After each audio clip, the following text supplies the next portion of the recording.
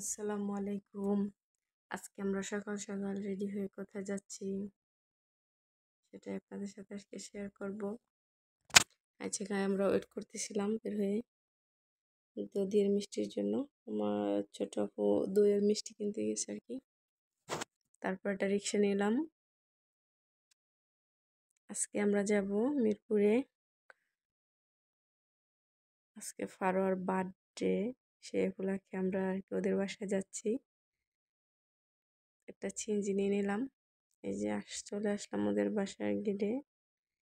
বাসায় ঢোকার পর তো রাহাকে একে ঢুকাইছিলাম। ফারোয়া তো অনেক খুশি। এই যাওয়ার জন্য ছোটোখাটো দুইটা গিফট নিয়ে আসছিলাম। ও তো খুশি হয়েছে অনেক, কারণ চকলেট তো তার খুব পছন্দ। চকলেটের থেকে তার বক্সটা খুব বেশি পছন্দ হয়েছে।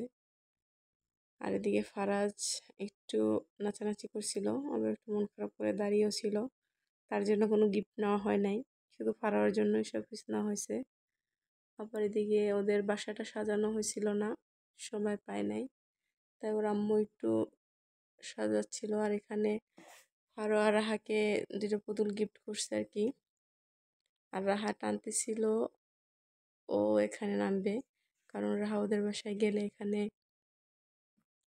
ফারোয়ার অনেকগুলো খেলনা আছে, স্লিপার, দোলনা, এগুলো খুব পছন্দ করে। তারপর আমি ওকে স্লিপার দুটো সামনে এনে দিলাম, কারণ স্লিপারটা একটু পানি ছিল, বৃষ্টি হয়েছিল।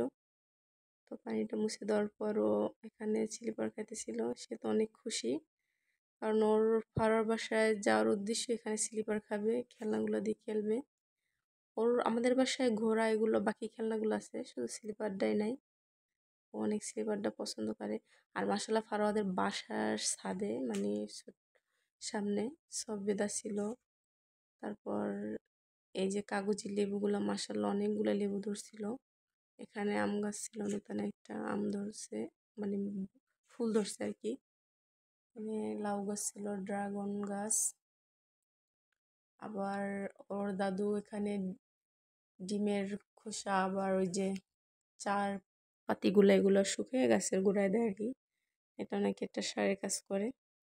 আর এই জায়গায় ছোট্ট একটা গাছে অনেকগুলো কামরাঙা ধরছিল, দেখেন পাইকে কত সুন্দর লাল টুকটুকো হয়ে আছে। আর আমি কয়েকটা লেবু ছিঁড়ে নিতেছি আর কি, শরবত বানাবো। এত সুন্দর এই গ্রানটা লেবুর, কারণ সবাই জানেন এই লেবুর গ্রানটা অনেক সুন্দর। আর এখানে খাবার দাবার রেডি করছিল, খাবার আনতেছিল, তো আমি ছোট্ট একটু ভিডিও নিলাম। রাহাকে খাবার খাওয়াবার জন্য নিয়ে গেলাম। আমরা সবাই খাওয়া দাওয়া করে নিলাম।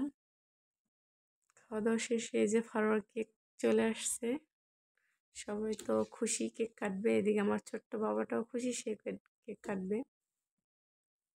সবাই হাতে ছুরি, সবাই কেক কাটার জন্য রেডি। আর এদিকে এই যে মোমবাতিটা ধরাই দিছে,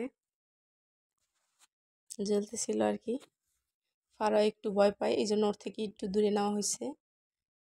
দেখেন 3 ভাই বোনে মিলে কেক কাটতেছে আর কি।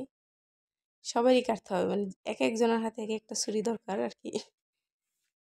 এই যে এখন ওর বাবা ওকে কেক খাই দিবে,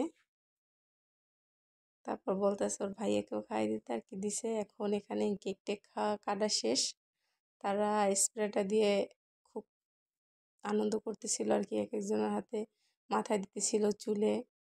আর এই কেকটা যেহেতু মানে 2 লেয়ারের ছিল, মানে দোতলা কেক বলে, এই জন্য উপরে পাটটা সরে তারপর আবার এখানে কাটতেছিল সবাই রেখে দেওয়ার জন্য। এই যে সবাই কাটা শেষ, এখন আমরা কেকটা নিয়ে একটু খাবো সবাই। এই যে খাওয়া দাওয়া করে আমরা আবার চলে আসলাম। রিবান এখানে আবার একটু খেলতেছিল।